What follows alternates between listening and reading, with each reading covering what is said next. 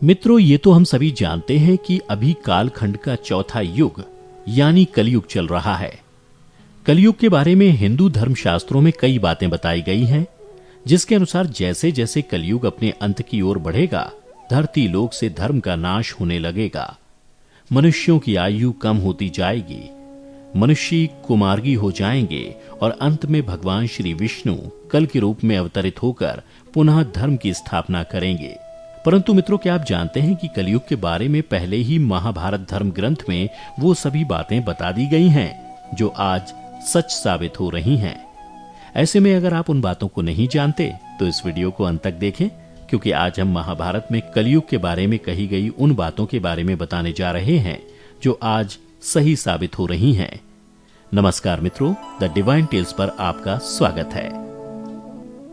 दोस्तों, वैसे तो महाभारत को अधिकतर लोग कौरव और पांडवों के बीच हुए युद्ध की गाथा के रूप में ही जानते हैं, लेकिन ज्यादातर लोग ये नहीं जानते कि महाभारत में इसके अलावा भी बहुत सी ऐसी बातें बताई गई हैं जिसे यदि मानव जाति अपने जीवन में अनुसरण कर ले, उसे जीवन का संपूर्ण ज्ञान मिल सकता है।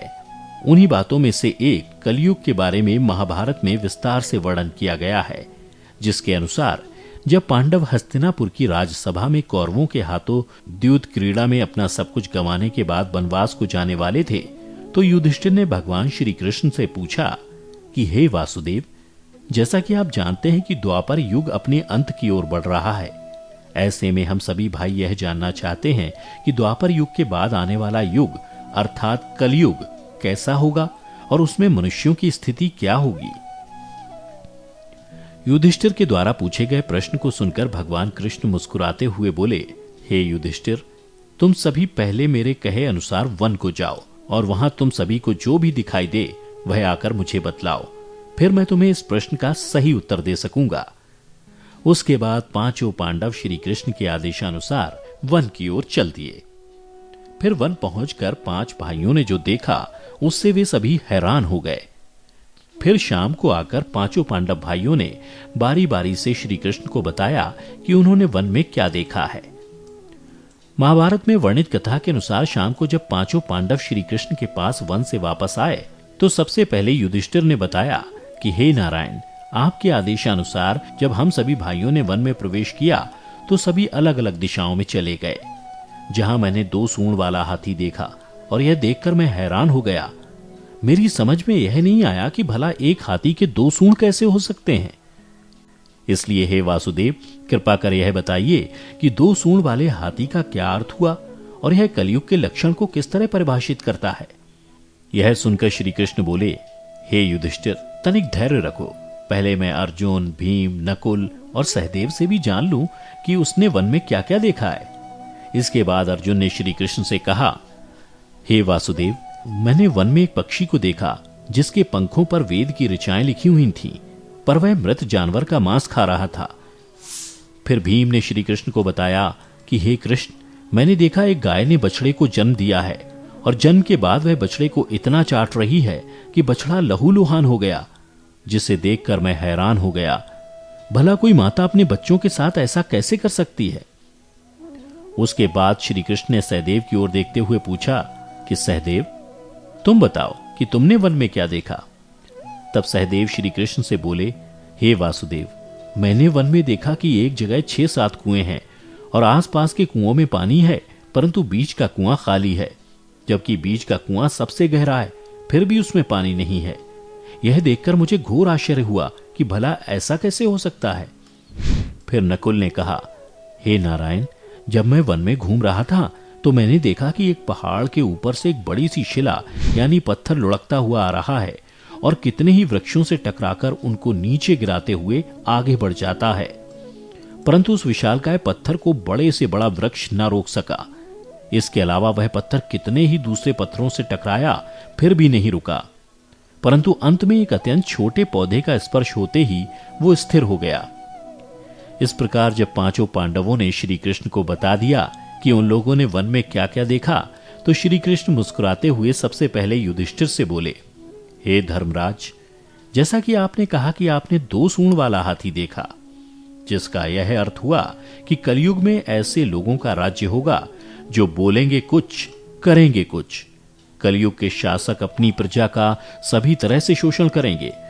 उनके मन में कुछ और होगा और दिखावे के लिए कुछ और। अर्थात कलयुग में शासकों के लिए आम लोगों का कोई महत्व नहीं होगा, वो बस राज्य करने के लिए शासक होंगे। इसके बाद श्री कृष्ण अर्जुन से बोले, हे धनंजय, जैसा कि तुमने देखा कि एक पक्षी के पंख पर वेद की ऋचाएं लिखी हुई थीं, लेकिन वह मरे हुए जानवर का मांस खा रहा था, जिसका अर्थ यह हुआ कि कलयुग में ऐसे लोग होंगे जो बड़े ज्ञानी और ध्यानी कहलाएंगे, किंतु उनके आचरण आसुरी होंगे। यानी कि कलयुग में ऐसे लोग तो पंडित और विद्वान कहलाएंगे, किंतु उनके मन में यह विचार चलता रहेगा कि कोई मरे और उसकी सारी संपत्ति उसके नाम हो जाए। अर्थात कलयुग के मनुष्य धन और संपत्ति के लोभी होंगे, भले ही उनके पास कितना ही ज्ञान क्यों ना हो। इसके अलावा हे अर्जुन, कलयुग में हर जाति धर्म के प्रमुख पद पर बैठे लोग विचार करेंगे कि कब कोई पद से हटे और हम उस पर विराजमान हो जाएं। कलयुग में ऐसे लोगों की संख्या अधिक होगी, लाखों मनुष्यों में कोई विरला ही संत पुरुष होगा। अर्जुन के बाद श्री कृष्ण भीम से बोले, हे भीम, जैसा कि तुमने देखा कि एक गाय अपने बछड़े को इतना चाटने लगी कि वह बछड़ा लहूलुहान हो गया। अर्थात कलयुग की माता अपनी संतानों पर इतनी ममता बरसाएंगी कि बच्चों को खुद का विकास करने का मौका ही नहीं मिलेगा, जिसके कारण मोह माया में पड़कर वे बर्बाद हो जाएंगे। इसके अलावा किसी का बेटा घर छोड़कर साधु बनेगा तो हजारों व्यक्ति दर्शन करेंगे, किंतु जब मनुष्य का अपना बेटा साधु बनेगा तो रोएंगे कि मेरे बेटे का क्या होगा। इतनी सारी ममता होगी कि उसे मोह माया और परिवार में ही बांध कर रखेंगे और उसका जीवन वहीं खत्म हो जाएगा।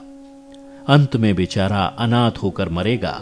इसके बाद श्री कृष्ण सहदेव से बोले, सहदेव, जैसा कि तुमने बताया कि तुमने 5-7 भरे कुओं के बीच एक कुआं एकदम खाली देखा, जिसका अर्थ यह हुआ कि कलयुग में पैसे वाले अर्थात धनी लोग अपने पुत्र पुत्री के विवाह में या फिर आलीशान भवन बनाने में लाखों रुपए खर्च कर देंगे, परंतु उनके पड़ोस में ही यदि कोई भूखा प्यासा मर रहा होगा तो वह उसकी कोई सहायता नहीं करेंगे। भले ही उनका अपना ही सगा भूख से मर जाएगा, लेकिन वो देखते रहेंगे।